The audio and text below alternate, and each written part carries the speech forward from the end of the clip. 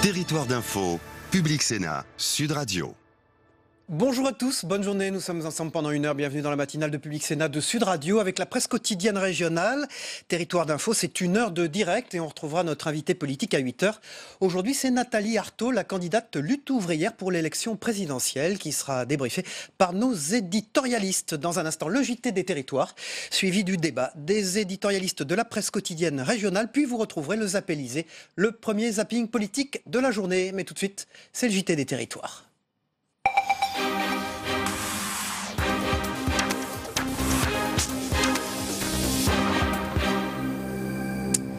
On démarre ce journal avec l'illustration concrète de la crise politique traversée par les Républicains.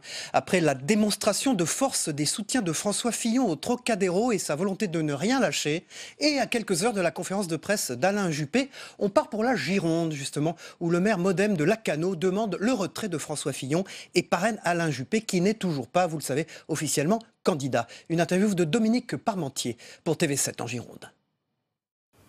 Ah oui, il est au courrier, là c'est parti, je l'ai signé, donc il sera au Conseil constitutionnel lundi.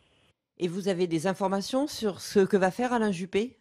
Lui, je pense qu'il est prêt, il n'a pas toutes les informations que j'ai, il est prêt à prendre la suite. Maintenant, je pense qu'il faut que François Fillon, au plus vite, retire sa candidature. Et si Alain Juppé est candidat, quid de François Bayrou qui soutient Emmanuel Macron ? Écoutez, il a fait son choix. Moi, j'ai mes convictions. Je reste sur mes convictions et sur le soutien d'Alain Juppé. C'est le choix que j'avais fait. J'avais fait campagne pour lui au primaire du centre et de la droite. Donc, moi, je reste fidèle à mes valeurs. François Bayrou a fait un autre choix. Bon, si Alain Juppé est candidat, c'est vrai que pour lui, effectivement, il va se poser une question de savoir ce qu'il fait. Et pendant ce temps, des candidats inattendus tentent de se faire entendre. C'est le cas d'Alexandre Jardin. Il s'est lancé dans la bataille présidentielle en décembre 2016. Le candidat citoyen était en campagne à Perpignan, dans les Pyrénées-Orientales. Il tente d'obtenir ses 500 parrainages pour aller jusqu'au bout. Olivier Roiran pour TV Sud. Un candidat à l'élection présidentielle de passage à Perpignan aujourd'hui. L'écrivain Alexandre Jardin s'est lancé dans la bataille le 3 décembre dernier en revendiquant une démarche citoyenne.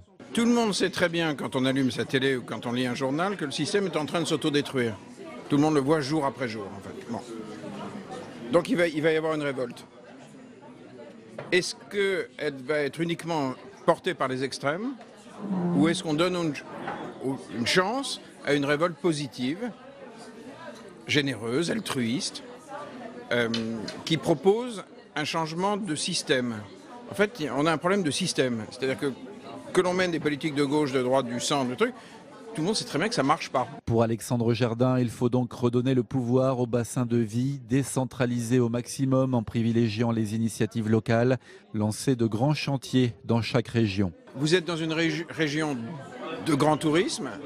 Vous savez tous très bien que le déséquilibre est très fort entre votre région et le sud-est. Si on rallume d'énormes moteurs, d'énormes machines économiques, capable d'attirer les 400 millions de classe moyenne indienne, les centaines de millions de classe moyenne chinoise qui viennent d'apparaître au cours des 20 dernières années, pour l'instant, ils ne sont pas là.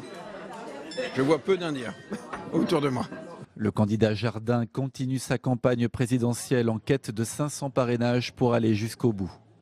Quand les territoires se tournent maintenant vers l'Europe, exemple en Moselle avec la visite de Patrick Weiten, le président du conseil départemental au lycée Schengen, un lycée germano-luxembourgeois à Perle en Allemagne. Il a visité ce lycée qui a la particularité d'être situé à 3 km de la frontière française et de la Moselle. L'établissement offre une pédagogie transfrontalière à ses élèves que Patrick Weiten aimerait voir développer dans ce département. Oriane Valou pour Mirabel TV. Cet établissement, Patrick Weiten voudrait bien en voir éclore un équivalent de l'autre côté de la frontière, en Moselle.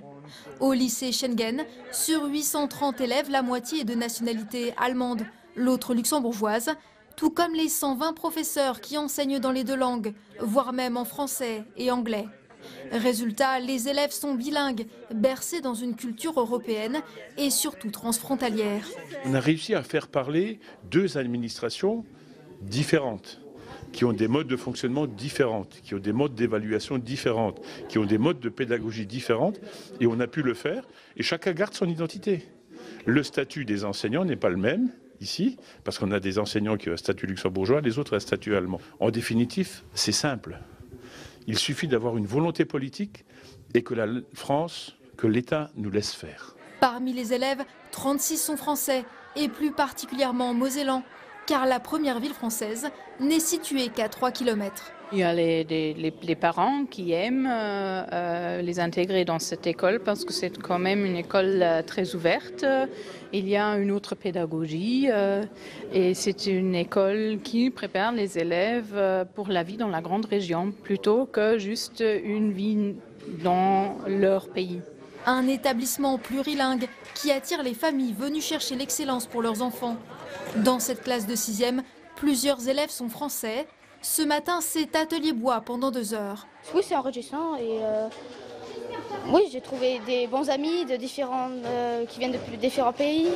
Je trouve qu'il n'y a pas seulement un intérêt économique, mais il y a un intérêt culturel énorme à ce que les gens apprennent à se connaître dès le plus jeune âge. La coopération transfrontalière, le cheval de bataille de Patrick Veyten depuis 2011, qu'il compte mener à bien avant la fin de son mandat, en créant notamment le premier collège franco-allemand luxembourgeois en Moselle et qui pourrait porter le nom de Robert Schuman.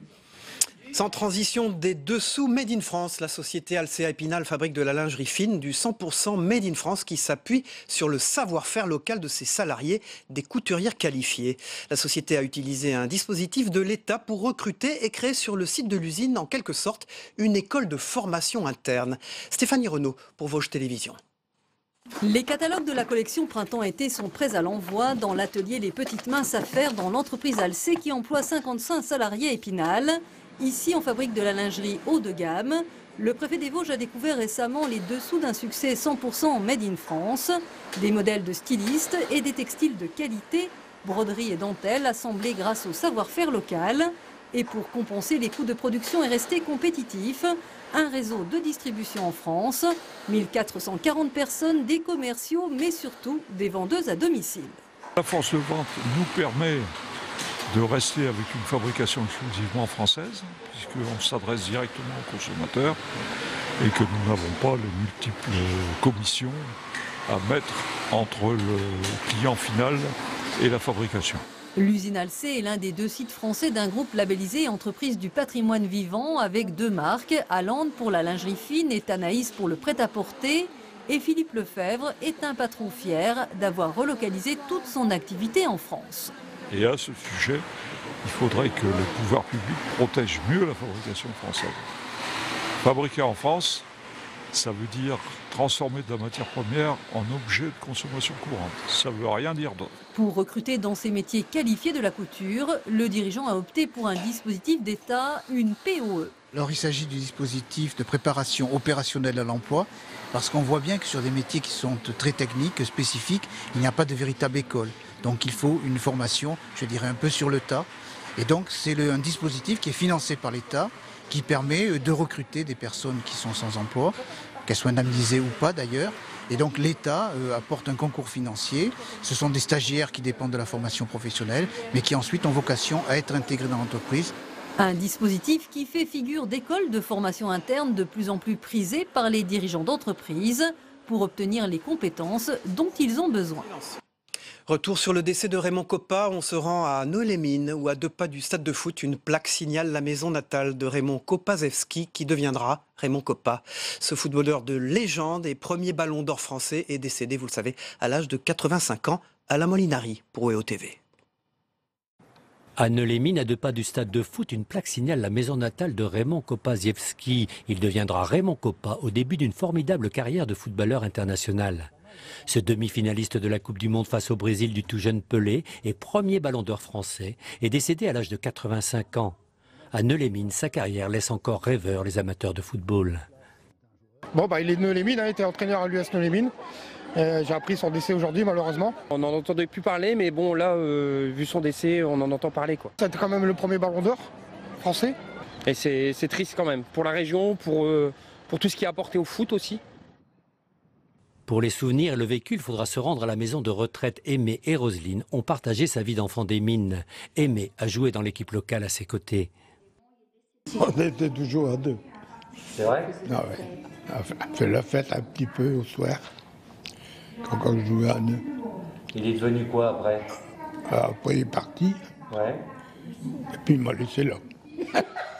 Ils se connaissaient très très bien et ils étaient une petite équipe de jeunes footballeurs, mais alors de la vraie camaraderie, ce qu'on s'appelle toi et moi. Et ils jouaient, lui et Copa, ça pouvait durer des heures, de se donner des ballons de la tête et du pied. À l'heure du foot business, la ville de Nœux-les-Mines peut s'enorgueillir d'avoir vu naître un footballeur prestigieux, engagé dans un long combat syndical pour donner un véritable statut aux joueurs de l'époque. Voilà, fin de ce journal. Dans un instant, le débat des éditorialistes de la presse quotidienne régionale présents sur ce plateau, mais tout de suite, la une de vos journaux ce matin.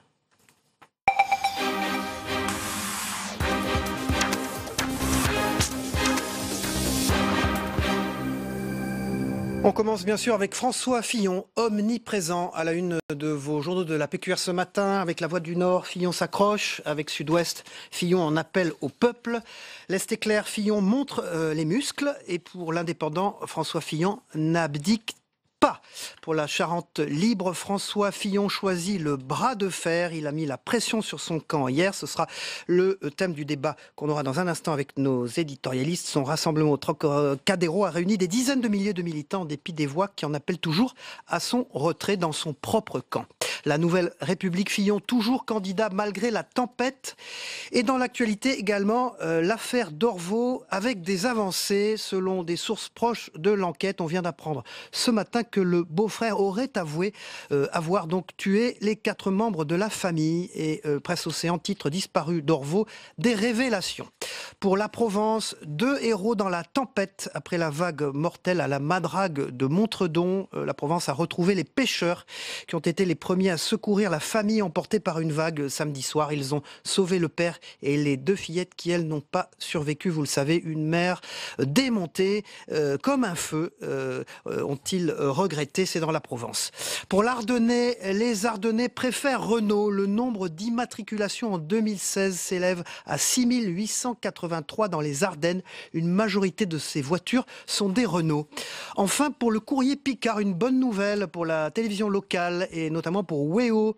WEO s'allume en Picardie, la chaîne de télévision régionale qui est notre partenaire dans cette matinale d'info. Vous avez vu un sujet de WEO tout à l'heure dans le journal des territoires. Eh bien, WEO lance ses programmes en Picardie ce soir à 17h30 sur le canal 35 de la TNT et le canal 30 sur les box. Voilà, c'est une chaîne qui est dirigée par Jean-Michel Laubry que vous avez vu plusieurs fois sur ce plateau. Voilà, sans transition, nous allons passer maintenant au débat des éditorialistes. Nous allons balayer l'actualité de la presse quotidienne régionale ce matin. J'accueille Nathalie Moret. Bonjour Nathalie. Bonjour. Du Républicain Lorrain, merci d'être avec nous. Bonjour Virginie de Kérotem. Vous êtes une nouvelle venue dans cette matinale d'info. Merci. Vous représentez le Parisien Écho ce matin. Oui. Bonjour Michel Urvois de Ouest France, directeur éditorial. Bonjour Cyril. Bonjour et bonjour Hubert Coudurier du Télégramme, président également de TBO. Vous êtes directeur de l'information du Télégramme et président de Télé Bretagne Ouest. Merci d'être avec nous. Tout de suite, avant de débarrer ce débat, on va écouter François Fillon aux 20h hier soir sur France 2, qui garde le cap. On l'écoute. Allez-vous retirer votre candidature, oui ou non? La réponse est non. Jamais, à aucun... La réponse est non. Je ne vois pas de raison de le faire. Et surtout, je pense profondément que le retrait de cette candidature aboutit à une impasse politique pour la famille qui est la mienne, c'est-à-dire pour la droite et le centre. Je pense que toute candidature improvisée aujourd'hui, à 50 jours de l'élection présidentielle, avec un projet qui ne serait pas un projet de rupture, qui ne serait pas un projet au fond radical comme celui que j'ai proposé et qui a occasionné ma victoire à la primaire, je pense que toutes ces candidatures conduiront à un échec. François Fillon a réussi hier soir, semble-t-il, une démonstration de force au Trocadéro, un bol d'air inespéré. Pour autant, il n'a pas gagné la guerre, Hubert Coudurier. C'est ce que vous écrivez dans le Télégramme ce matin, après cette intervention de François Fillon aux 20h aussi hier soir. Bah non, il n'est pas au bout du chemin. Enfin, en tout cas, il continue. Et ce soutien populaire, après l'interview de Pénélope au JDD, le renforce. Il a été plutôt... sa prestation était plutôt réussie aux 20h de France 2, me semble-t-il. Et maintenant, on attend ce que va dire Alain Juppé. Mais selon nos informations, Alain Juppé devrait dire qu'il n'y va pas. Et il n'y va pas pour 2 raisons. D'abord parce qu'il ne peut pas y aller, puisque Fillon a annoncé qu'il se maintiendrait envers et contre tout. Et puis parce que je crois que les discussions entre Alain Juppé et Nicolas Sarkozy n'ont pas abouti. Finalement, on peut se demander si Nicolas Sarkozy ne préfère pas Fillon battu à la présidentielle que Juppé élu. Et dernière chose, Alain Juppé a des doutes.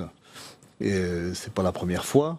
D'abord, il est légitimiste, mais il est quand même un peu fatigué par ses campagnes à répétition. Et il se demande même s'il pourrait, lui, gagner.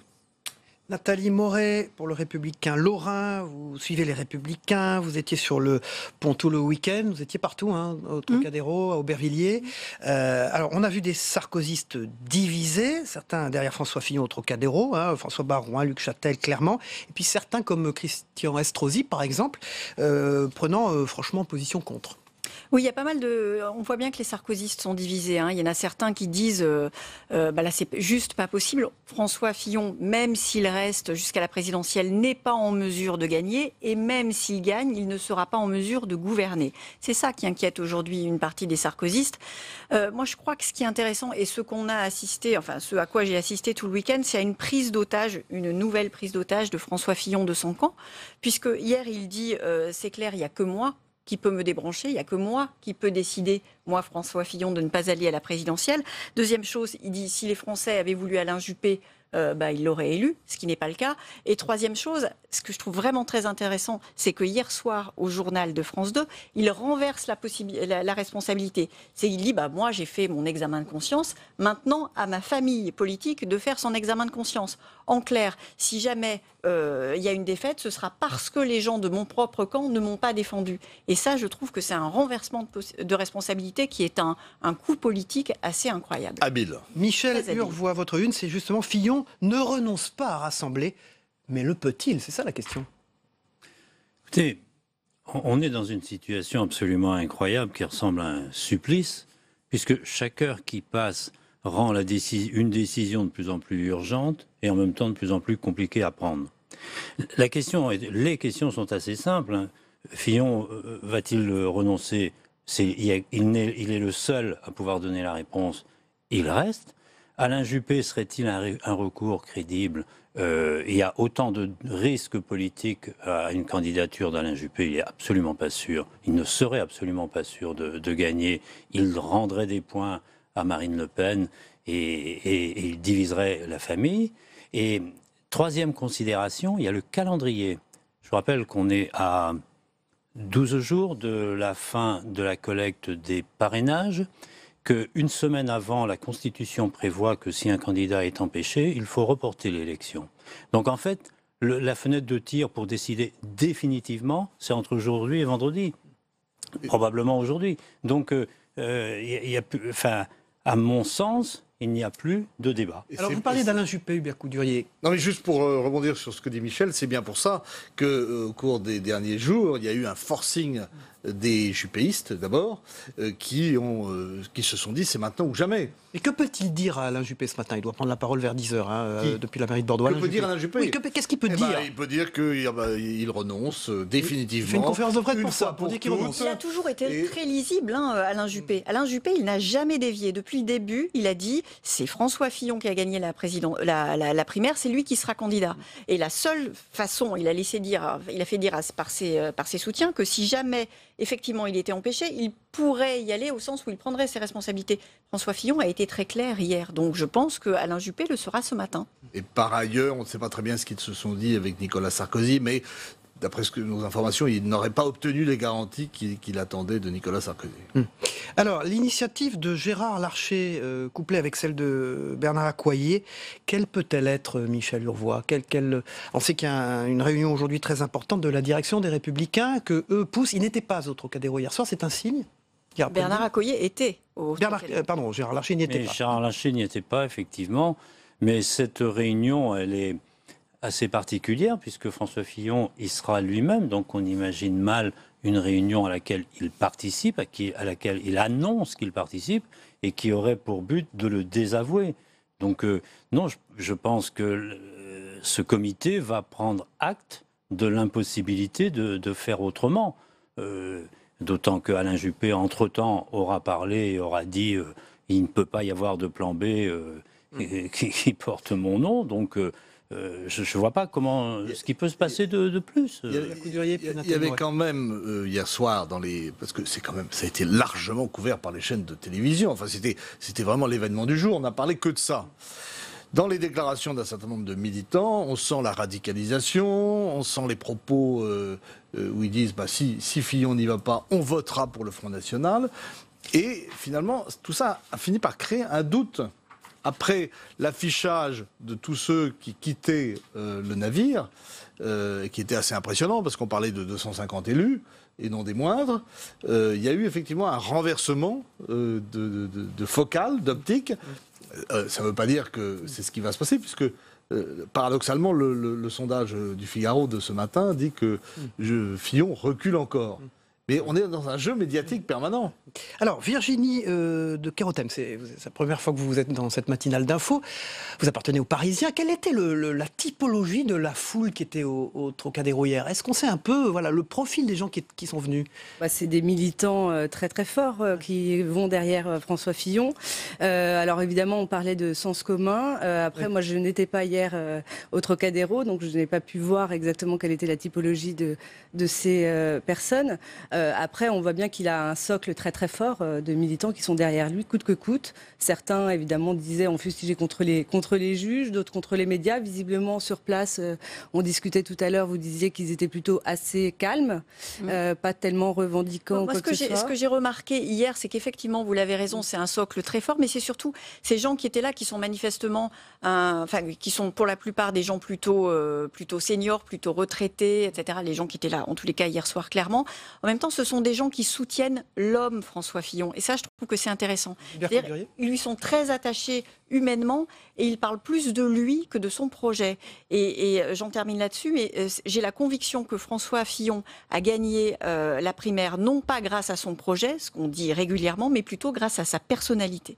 Hubert Coudurier, ça suffit ça à gagner une élection présidentielle? Bien sûr, la personnalité, le test de résistance, on attend du président de la République que ce soit un homme qui ait des capacités psychologiques hors du commun. Par ailleurs, il joue la base contre les élites, contre les chefs, mais si vous regardez bien les images d'hier, vous voyez qui derrière François Fillon? Vous voyez François Baroin. Et ça prouve bien que les sarkozystes n'ont pas lâché, malgré les déclarations de Sarkozy disant ça ne peut plus durer, qui n'ont pas lâché Fillon. Alors, c'est vrai et pas vrai, Michel Urvois, puisque Christian Estrosi, Valérie Pécresse, Xavier Bertrand poursuivent des tractations, au fond. Ils sont revenus, en arrière. Finalement, elle n'a pas eu lieu. Voilà, c'est pas des soutiens très forts. Elle a changé 2 fois de position. C'est formidable, parce que ce qu'on annonce à 15h n'est plus vrai à 16h. Et le Valérie Pécresse, la virevolte permanente. Qu'en est-il de cette initiative commune? Je n'en sais rien. Je pense que tout le monde attend ce que l'autre va dire, et donc ça peut durer toute la journée à nouveau. Moi, je me pose des questions sur ceux qui ont déserté le camp Fillon, parce que ils le regrettent déjà. Mais je ne sais pas, ce qu'ils vont faire, mais enfin, quand on a claqué la porte, c'est difficile de revenir aussitôt après. Donc, je sais pas, j'ai l'impression que tout le monde est perdant. Ça peut se comprendre pour Christian Estrosi.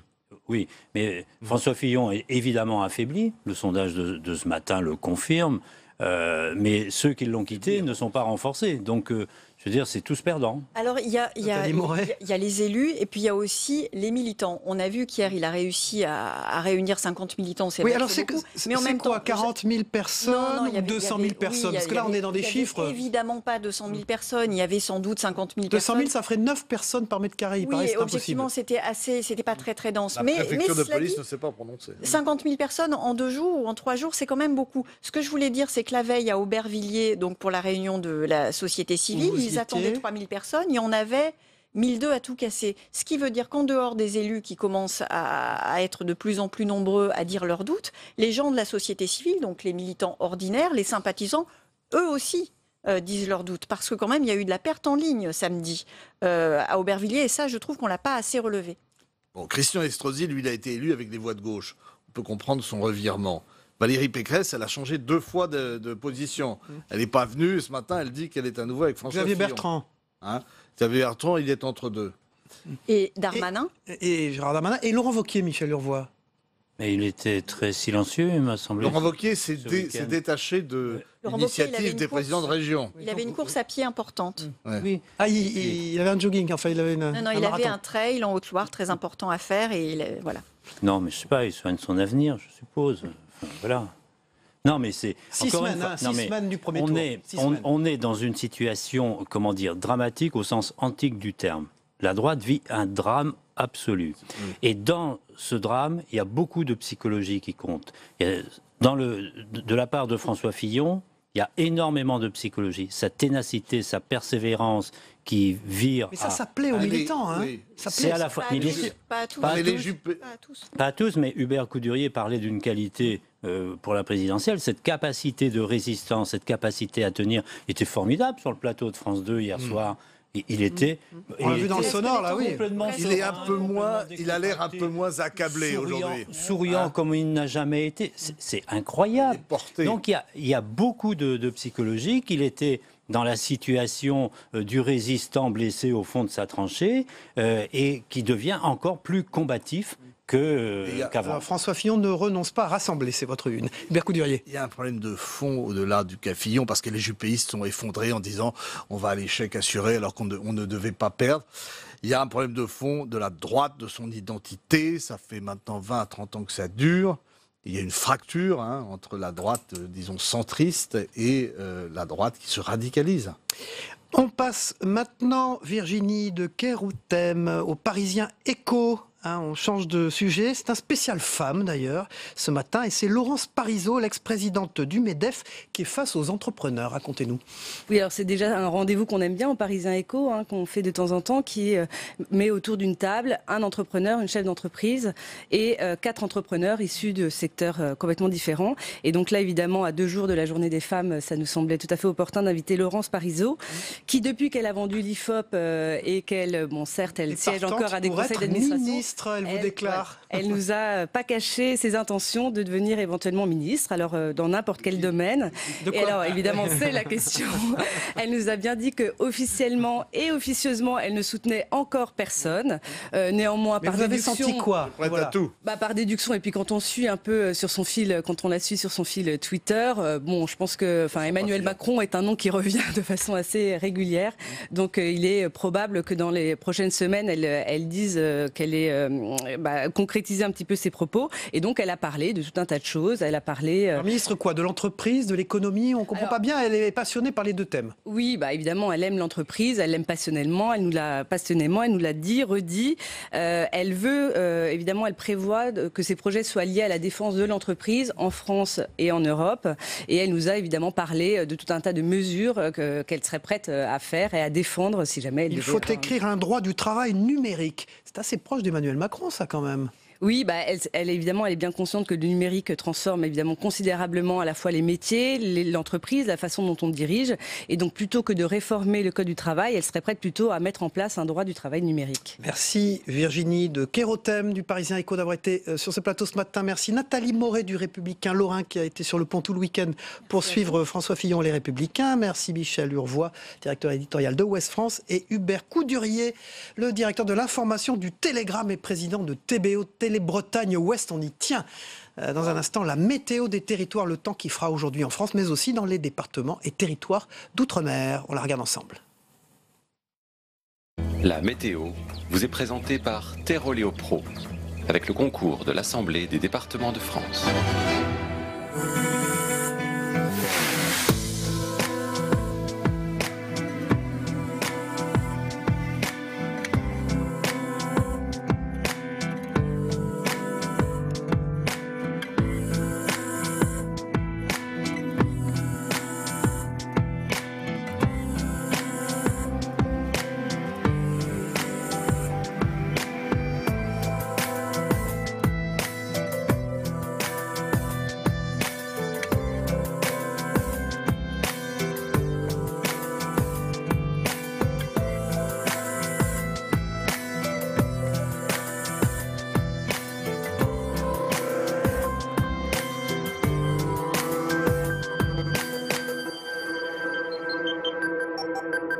C'était la météo avec Teroléo Pro et l'Assemblée des départements de France. Voilà, il est de plus en plus intéressant dans cette période politique dense. On passe aux Zappélisés, le premier zapping politique des matinales d'infos qu'on regarde tous ensemble.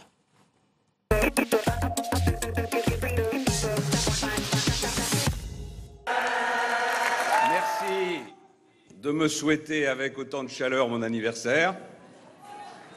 J'en ai connu des meilleurs. Désormais confirmé, Patrick Stefanini quitte ses fonctions de directeur de campagne de François Fillon. Un homme comme ça, aussi proche de François Fillon, qui prend cette décision-là. Nous allons droit dans le mur. On dit parfois que la réalité dépasse la fiction, et je pense qu'aucun scénariste n'aurait imaginé une telle situation. Si par magie, les Français avaient pu assister à ce que j'ai vu ces derniers jours, une vague de dégoût les submergerait. Comme les marins connaissent des tempêtes, il y a des tempêtes aussi dans la vie politique. Il y a des gens qui craquent, il y a des gens qui tiennent. Je fais partie de ceux-là. La fuite en canard d'un camp vers un autre, d'un hiérarque vers un autre, vers la circonscription, le portefeuille, la désertion assumée sans honte et aussi sans orgueil. Je ne suis pas le seul, d'ailleurs, à droite, beaucoup trouvent cela indigne, parce que cela montre de la part de François Fillon une forme d'entêtement, d'obstination. Pénélope Fillon sort de son silence pour la première fois depuis le début de l'affaire. J'ai dit à mon mari d'aller jusqu'au bout. Ils veulent que je sois seul. Est-ce que nous sommes seuls? Allez-vous retirer votre candidature, oui ou non? La réponse est non. Jamais, à aucun... La réponse est non. Je ne vois pas de raison de le faire. Ils ont bonne mine, les défenseurs du parti de l'ordre, de la justice. Et les voilà, celui-ci qui ne veut répondre de rien, qui appelle à l'émeute contre la justice. L'autre, Madame Le Pen, qui refuse les convocations. Convoquée pour une possible mise en examen dans le dossier des assistants parlementaires du FN, la candidate frontiste use ainsi de son immunité parlementaire. Comme par hasard, on ouvre cette information judiciaire un an après, c'est-à-dire à quelques jours de l'élection présidentielle. Et là, on déclenche toute une série une véritable agitation. C'est gros comme une maison que sur le calendrier, on n'est plus dans un calendrier judiciaire, on est dans un calendrier politique, électoral. La page 3 du Canard enchaîné. C'est un petit conflit d'intérêt quand même, non?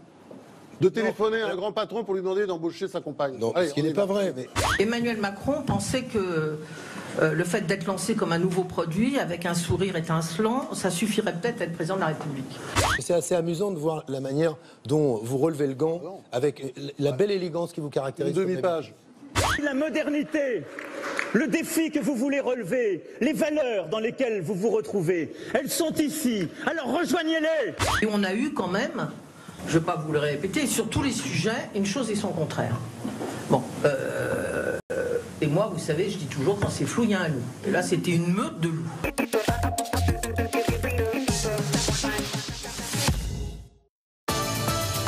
Territoire d'info, Public Sénat, Sud Radio.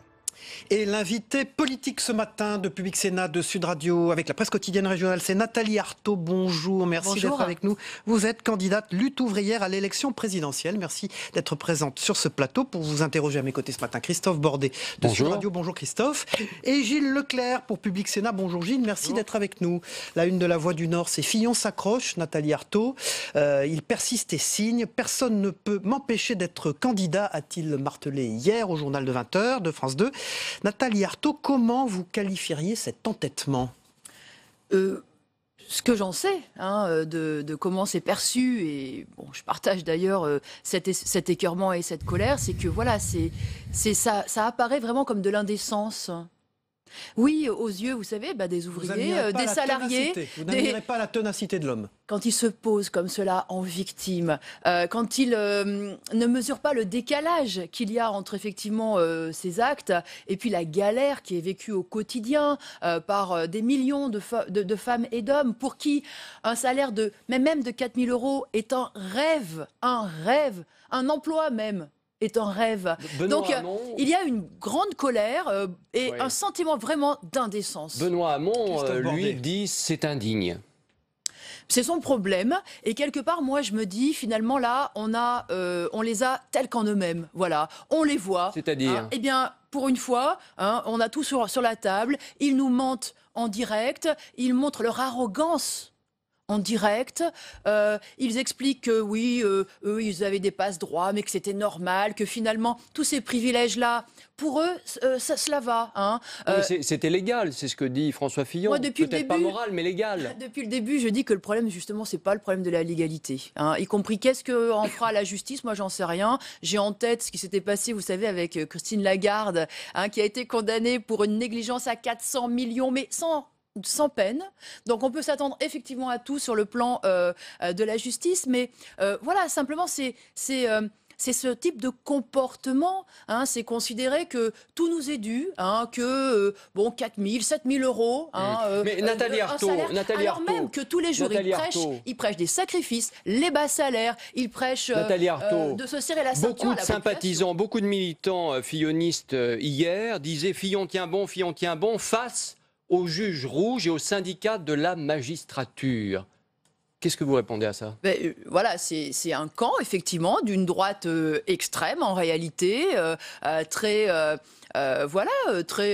sûr hein, de sa position. Et la justice est indépendante dans cette affaire? Elle a été indépendante? Écoutez, moi, elle est, vous savez, la justice, moi, ce que j'en vois, hein, c'est qu'elle est régulièrement très dure avec les petits, très dur, hein, y compris, vous savez, Fillon s'est plaint de sa rapidité, mais les comparutions immédiates, ça existe. Il y a des jeunes qui sont mis en prison le lendemain d'avoir été pris avec à côté d'un tas de pierres. Enfin bon, donc voilà, ça existe et en général, elle s'applique effectivement aux plus pauvres, aux salariés. Moi, je me souviens aussi que Fillon face aux salariés, vous savez, d'Air France, dans l'affaire de la chemise, avait été l'un de ceux qui avait été enragé contre les salariés qui les avaient cloués au pilori avant même que la justice s'en mêle. Là-dessus, vous savez, en général, pour les petits, voilà, il n'y a jamais de droit à la présomption d'innocence. Hein. Alors lui, il la réclame pour Nathalie lui. Arthaud. Bon. Il y a deux femmes dans cette élection présidentielle, Marine Le Pen et vous, aux deux extrêmes d'ailleurs, je ne sais pas si ça traduit quelque chose. Mais au fond, on a un peu l'impression par rapport à cette situation-là et à ce que vous dénoncez, c'est plutôt Marine Le Pen qui semble plutôt en recueillir les fruits que vous. Comment vous expliquez ça? Ah non, mais attendez, vous n'allez pas me comparer avec... Non, mais je ne vous compare pas. Mais sur le vote des travailleurs dont vous parlez, on a plutôt l'impression que le vote populaire, pour l'instant, restons prudents, c'est plutôt Marine Le Pen qui en profite, qui semble en profiter. C'est un peu un mauvais procès, parce que vous le savez parfaitement. Moi, je suis candidate à cette élection présidentielle, mais pour l'instant, je n'existe pas en tant que telle, puisque d'abord, mon nom n'apparaît jamais dans les listes, je n'apparais pas dans les grands médias, je n'ai pas le même accès, etc. Donc déjà, nous comparer, nous mettre sur le même plan, on ne joue pas à armes égales. Hein. C'est ça, la question de Gilles Leclerc. Maintenant, moi, j'appelle effectivement... Dans cette campagne, tous ceux qui sont écœurés effectivement par cette caste politique et qui sont écœurés aussi par cette comédie électorale, à le dire, mais aussi à mettre en avant leurs intérêts de travailleurs, de salariés, d'exploités, de chômeurs. Cette comédie électorale dont vous parlez, qui est le résultat notamment de l'affaire Fillon, qui prend énormément de place,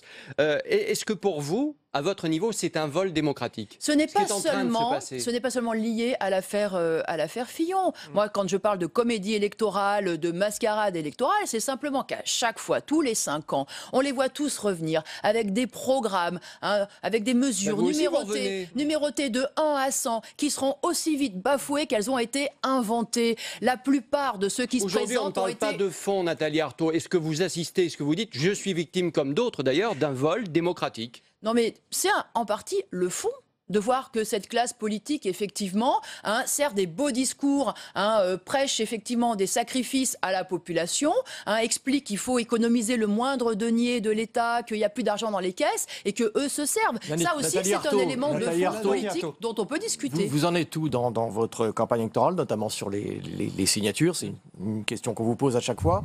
C'est plus difficile qu'en 2012? Et moi, j'ai quelque chose. Ce matin, on a entendu sur Europe 1 un maire des Hauts-de-France qui vous parrainait il y a 5 ans et qui qui parraine Marine Le Pen cette année. Donc c'est compliqué pour vous. Écoutez, le Conseil constitutionnel a validé 314 signatures pour parrainage, pour ma candidature. Si les promesses de parrainage parviennent, si les formulaires officiels maintenant parviennent au Conseil constitutionnel au même rythme, je serai candidate. Voilà, je suis confiante. Cela n'a pas été plus difficile quand nous sommes allés voir les maires des petites communes, parce que justement, ces maires sont eux aussi... Le fait qu'on rende public les parrainages, c'est pas plus difficile pour vous, finalement. Il y avait déjà 500 parrains qui étaient rendus publics. Donc pour nous, cela ne change absolument rien. Cela n'a pas été plus difficile tout simplement parce que nous sommes un courant, lutte ouvrière, qui est reconnu et qui est respecté, y compris justement par ces maires qui appartiennent aux classes populaires en fait, et qui savent que nous n'avons jamais retourné notre veste. Qu'est-ce que vous dites à ce maire ? Moi maintenant, nous avons toujours été, tout simplement, d'assurer... Qui parraine Marine Le Pen cette année, qui vous parrainait il y a 5 ans. Qu'est-ce que vous lui dites ? Aux maires, en général, on leur dit, attendez, ces parrainages... Il faut bien comprendre que ce n'est pas une adhésion, ce n'est pas un vote pour lutte ouvrière, c'est la possibilité d'assurer le pluralisme. Donc moi, je ne vais contester à aucun maire le fait d'avoir fait ce geste pour qui que ce soit, vous voyez. Et simplement, moi, je les salue, vous parlez je les remercie. Je pense que heureusement qu'ils sont là, parce qu'effectivement, ils assurent le pluralisme en politique. C'est quand même quelque chose d'important. Vous parlez avec Philippe Poutou, qui lui aussi a un peu de mal à recueillir des parrainages. Je sais bien que ça a toujours été compliqué entre LO et la LCR, mais on discute. Au fond...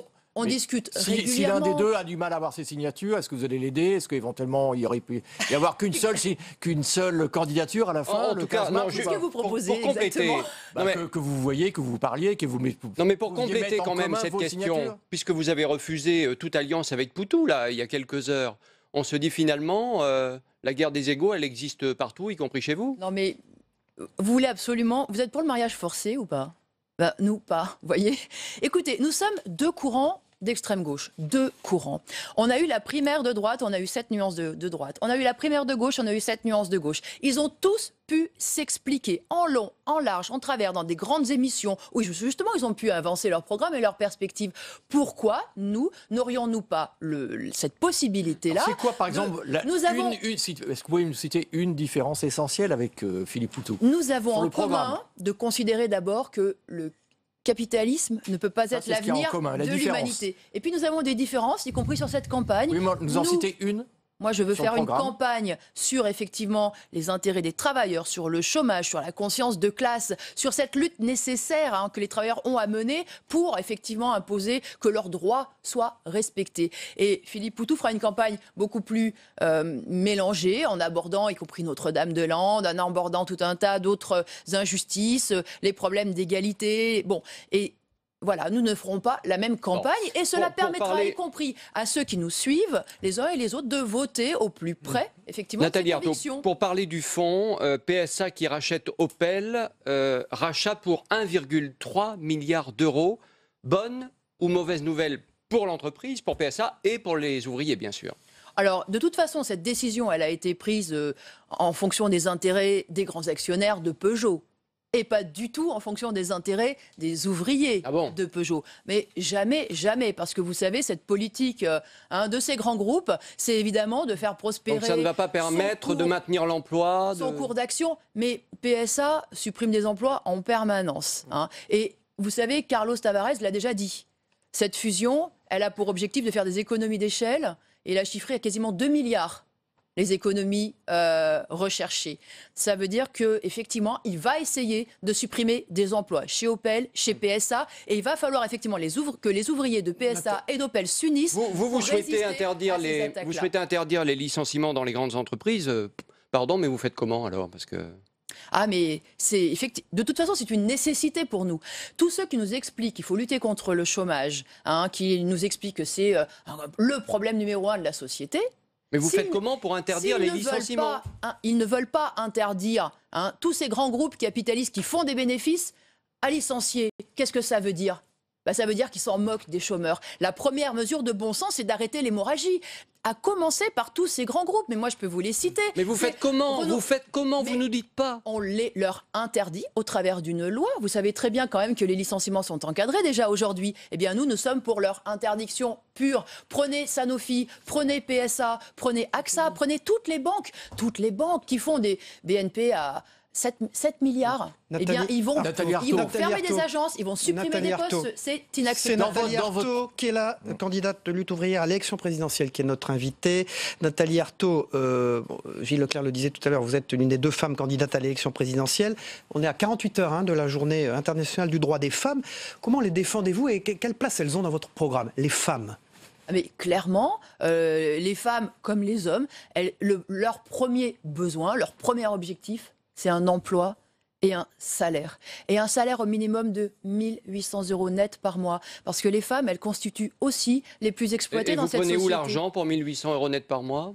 Mais encore une fois, vous voyez, on se pose jamais le problème. On se pose jamais le problème de savoir où concrètement on trouve l'argent pour arroser des PDG et les payer jusqu'à... Non, mais par exemple, 6, 7, 8 millions. Attendez, laissez-moi terminer mon raisonnement. Non, mais c'est sur la même chose. Vous supprimez par exemple la TVA, si j'ai bien lu votre programme. Comment vous compensez, finalement, en termes de recettes? Allez, non, je termine mon raisonnement, s'il vous plaît. C'est la même chose. Vous me dites, où est-ce qu'on trouve l'argent pour que ces actionnaires accumulent des milliards et des milliards? Les riches s'enrichissent chaque année, vous le savez. Rien que Renault, les actionnaires ont été augmentés de 20%. Vous savez quelle est l'augmentation générale que l'on propose aux ouvriers? 0,6 ou 8%. Donc bien sûr que ces salaires pourraient être augmentés tout simplement en utilisant les profits des entreprises. Les entreprises du CAC 40 ont fait paraître quasiment tous leurs résultats. On en est à 75 milliards pour l'année 2016. Moi, la question que je pose, c'est qu'allons-nous faire de ces profits? Eh bien, le problème, c'est que ces profits, ils vont être utilisés pour 60-70% pour les grands actionnaires. Eh bien, moi, je dis que ces profits-là, ils doivent être utilisés pour augmenter les salaires, faire effectivement que dans tous ces grands groupes, il n'y ait pas un salaire en dessous de 1 800 € net par mois et qu'il y ait des embauches. Donc voilà un programme pour les travailleurs, les hommes et les femmes. Sur la fiscalité, par exemple, vous souhaitez que tout le monde paye un impôt. Par exemple, vous souhaitez un impôt progressif. J'ai envie de vous demander à partir de combien et pour qui? Mais nous voulons effectivement que la classe riche, que cette classe capitaliste, elle paye. Mais riche, c'est à partir de combien? C'était ça ma question. Vous savez. S'il vous plaît, vous pouvez répondre à ma question. Mais c'est quoi quelqu'un de riche? C'est pas à partir de combien. C'est qu'aujourd'hui, dans cette société, il y a des gens qui n'ont pas besoin de travailler pour vivre, parce qu'ils appartiennent effectivement à une classe de rentiers. Donc moi, je suis pour que cette classe-là, effectivement, paye des impôts. Parce que quand on travaille, quand on est ouvrier, quand on est salarié, on paye beaucoup d'impôts. On les paye sur la TVA, on paye beaucoup de taxes. Et ça, c'est pas admissible parce que effectivement, cela pousse encore. Donc à partir de combien de revenus doit-on payer un impôt? Non, mais nous sommes pour faire payer l'impôt sur le capital. Je parle de l'impôt sur le revenu. Mais qu'il n'y ait pas d'impôt sur le revenu. Nous disons que les travailleurs, sur leur salaire, ils ne doivent pas payer d'impôts, mais que effectivement, il faut faire payer l'impôt sur le capital. On est dans une situation qui est complètement ubuesque aujourd'hui. On a 21 milliardaires dans le pays qui possèdent l'équivalent de 25 millions de femmes et d'hommes. Eh bien, moi, je pense que sur leur fortune, oui, on pourrait effectivement prendre de l'argent pour assurer que les hôpitaux fonctionnent bien, que l'école, que les transports fonctionnent bien. Voilà notre programme. François Hollande estime ce matin dans plusieurs journaux européens que la menace d'une victoire de Marine Le Pen à la présidentielle existe. Vous êtes d'accord avec lui? Oui, c'est d'ailleurs le résultat de sa politique. Il est co-responsable de ça? Mais bien sûr, pendant tout le quinquennat de François Hollande, le Front National n'a cessé de monter. Reprenez toutes les échéances électorales. Merci. Donc oui, c'est le résultat de leur politique. Arthaud, et justement, c'est pour ça que je la dénonce comme celle du Front National. Vous êtes candidate lutte ouvrière à l'élection présidentielle et merci d'avoir été notre invitée ce matin. On passe au débrief de vos propos dans un instant. Merci.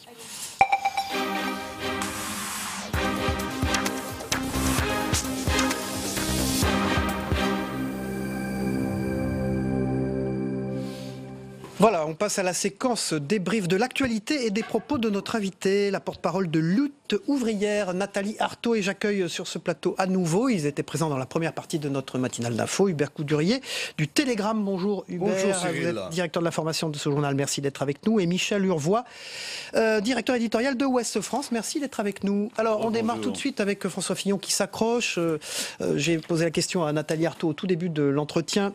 savoir ce qu'elle pensait de cette attitude. Elle a dit de l'indécence. Voilà, c'est de l'indécence qu'ils se maintiennent. Et évidemment, elle a pointé les 4 000 euros qui sont un rêve pour les travailleurs. Même un emploi est un rêve, a-t-elle dit. Michel. Alors on n'attendait pas effectivement de Nathalie Arthaud qu'elle soit tout en nuances. C'est pas tout à fait le genre du personnage et c'est pas tout à fait le positionnement politique de lutte ouvrière. Mais elle dit des choses justes et parmi ces choses justes, j'ai noté qu'effectivement, quand elle évoque les revenus des attachés parlementaires, en l'occurrence de Mme Fillon, elle pointe la difficulté extrême qu'aurait François Fillon à appliquer un programme de rigueur. Il perd à travers cette affaire beaucoup de légitimité pour être le meilleur avocat de son propre projet. Ça, c'est assez juste. La politique et les actes, au fond. Hubert Couderier. Elle a raison quand elle parle d'indécence, d'arrogance de la classe politique. D'ailleurs, Fillon a été élu grâce à ça. C'était contre le fait qu'on ne voulait plus voir ni Sarkozy ni Juppé. Maintenant, sa crédibilité est limitée par le fait qu'elle dit vouloir interdire les licenciements, qu'elle ne dit pas par quoi elle remplacerait la TVA. Et donc, comme l'ont justement fait remarquer nos confrères, c'est Marine Le Pen qui capte ce vote populaire et qui ramène la candidature de Nathalie Arthaud à quelque chose de symbolique. Oui, la difficulté pour, j'allais dire, les petits candidats avec beaucoup de guillemets, parce que c'est pas péjoratif, c'est de dire des choses, de faire des propositions et d'attirer des électeurs à partir du moment où on sait que ça ne pourra jamais être mis en application.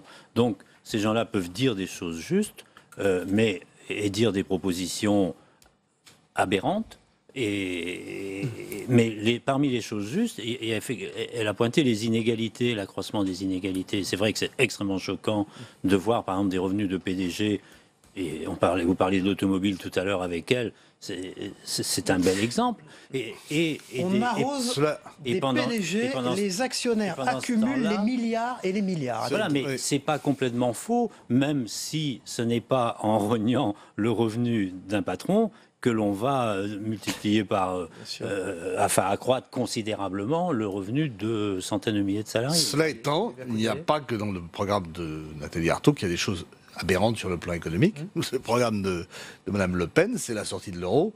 Et enfin, elle commence à le nuancer maintenant. Elle parle d'un référendum, etc. Mais enfin, c'est pour les petites retraites, c'est pour l'économie des gens les plus modestes. C'est 30% de revenus en moins. Alors, ça marche. On a compris, Michel Urvois, qu'il y avait un problème avec Philippe Poutou quand même, autre, entre guillemets, comme vous dites, petit candidat.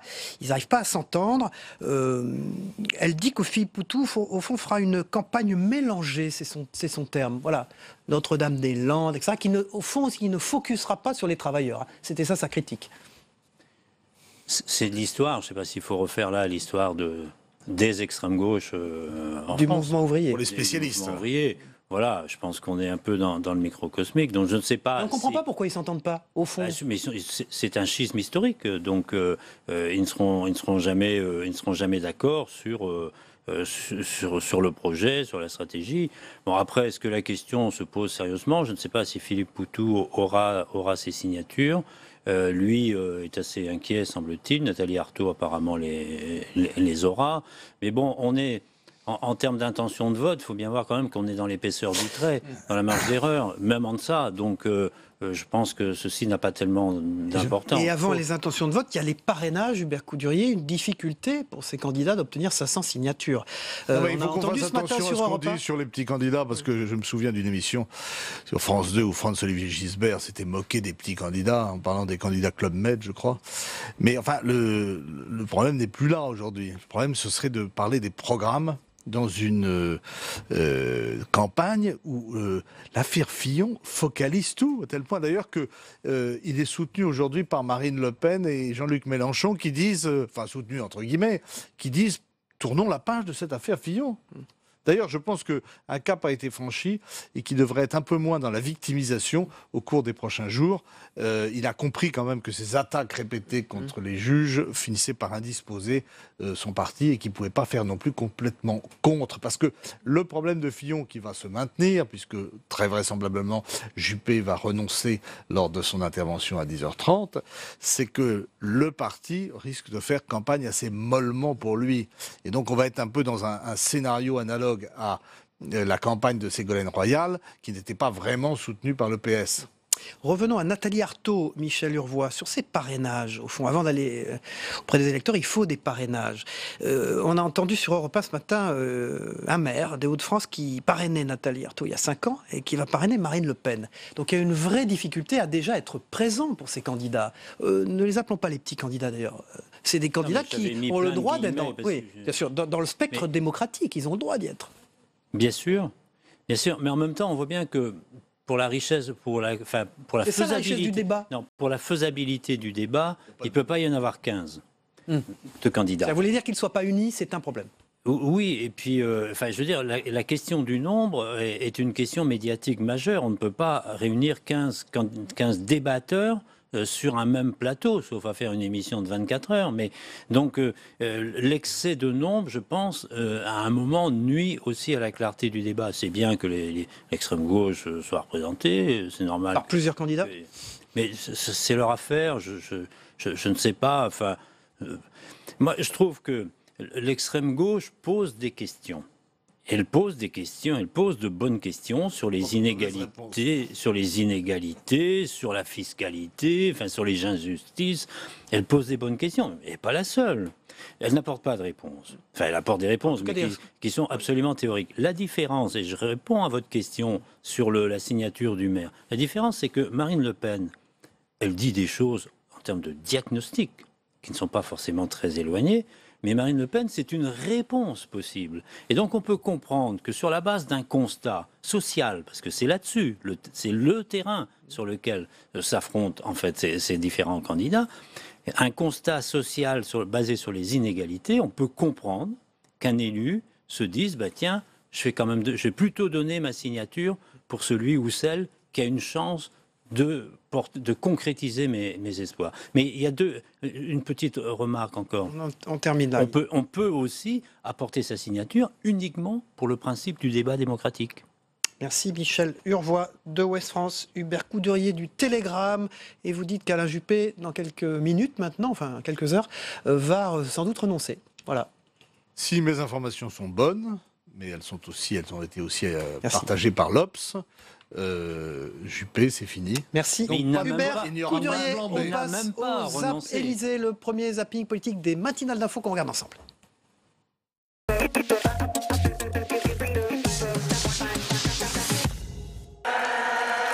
Merci de me souhaiter avec autant de chaleur mon anniversaire. J'en ai connu des meilleurs. Désormais confirmé, Patrick Stefanini quitte ses fonctions de directeur de campagne de François Fillon. Un homme comme ça, aussi proche de François Fillon, qui prend cette décision-là. Nous allons droit dans le mur. On dit parfois que la réalité dépasse la fiction. Je pense qu'aucun scénariste n'aurait imaginé une telle situation. Si par magie, les Français avaient pu assister à ce que j'ai vu ces derniers jours, une vague de dégoût les submergerait. Comme les marins connaissent des tempêtes, il y a des tempêtes aussi dans la vie politique. Il y a des gens qui craquent, il y a des gens qui tiennent. Je fais partie de ceux-là. La fuite en canard d'un camp vers un autre, d'un hiérarque vers un autre, vers la circonscription, le portefeuille, la désertion assumée sans honte et aussi sans orgueil. Je ne suis pas le seul, d'ailleurs, à droite, beaucoup trouvent cela indigne, parce que cela montre de la part de François Fillon une forme d'entêtement, d'obstination. Pénélope Fillon sort de son silence pour la première fois depuis le début de l'affaire. J'ai dit à mon mari d'aller jusqu'au bout. Ils veulent que je sois seul. Est-ce que nous sommes seuls?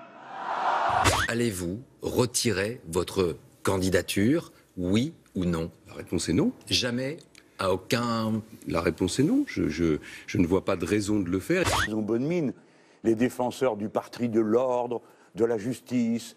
Et les voilà, celui-ci qui ne veut répondre de rien, qui appelle à l'émeute contre la justice, L'autre, Madame Le Pen, qui refuse les convocations.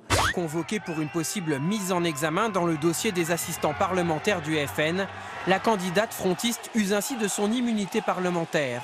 Comme par hasard, on ouvre cette information judiciaire un an après, c'est-à-dire à quelques jours de l'élection présidentielle. Et là, on déclenche toute une série, une véritable agitation. C'est gros comme une maison que sur le calendrier, on n'est plus dans un calendrier judiciaire, on est dans un calendrier politique, électoral. La page 3 du Canard enchaîné. C'est un petit conflit d'intérêt quand même, non ? De téléphoner à un grand patron pour lui demander d'embaucher sa compagne. Non, ce qui n'est pas vrai. Mais... Emmanuel Macron pensait que le fait d'être lancé comme un nouveau produit, avec un sourire étincelant, ça suffirait peut-être à être président de la République. C'est assez amusant de voir la manière dont vous relevez le gant, avec la belle élégance qui vous caractérise. Une demi-page. La modernité, le défi que vous voulez relever, les valeurs dans lesquelles vous vous retrouvez, elles sont ici. Alors rejoignez-les. Et on a eu quand même, je ne vais pas vous le répéter, sur tous les sujets, une chose et son contraire. Bon, et moi, vous savez, je dis toujours, quand c'est flou, il y a un loup. Et là, c'était une meute de loups.